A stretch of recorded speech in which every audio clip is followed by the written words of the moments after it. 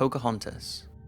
This Disney film was perhaps one of the most controversial of the Disney princess films, mainly because it was based on a true story, but was changed so much that many believe it took historical liberties with its portrayal of Pocahontas, straying too far from the facts to make it into a children's film. In the film, Pocahontas is a young American Indian woman whose father is a powerful Indian chief. He wants her to marry a native warrior, but she falls for a British captain and her father disapproves. Things are made worse when the British captain's fellow Englishmen try to rob the Native Americans of their gold. But this is very different to the true story of Pocahontas, the daughter of a Powhatan chief. She was born in around 1595 and her birth name was Matoaka. Pocahontas later came as a nickname given to her which means spoiled or naughty child.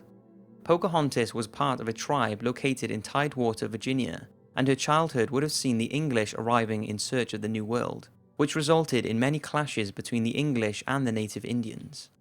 During this time, Captain Smith, an English soldier and explorer, was captured by Pocahontas' tribe and faced execution. This was when the then 10-year-old Matoaka threw herself at Captain Smith to stop him being executed.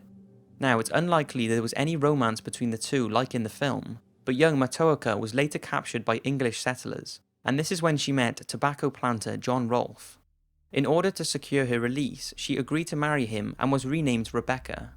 This was also the first recorded marriage in history between a European man and a Native American woman.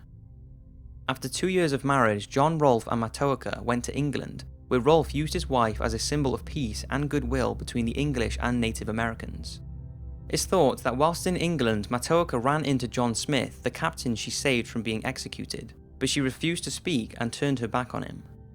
Unfortunately for Pocahontas, whilst returning by ship back to Virginia, she became ill and was taken off the ship at Gravesend, England, where she sadly died at the age of 21.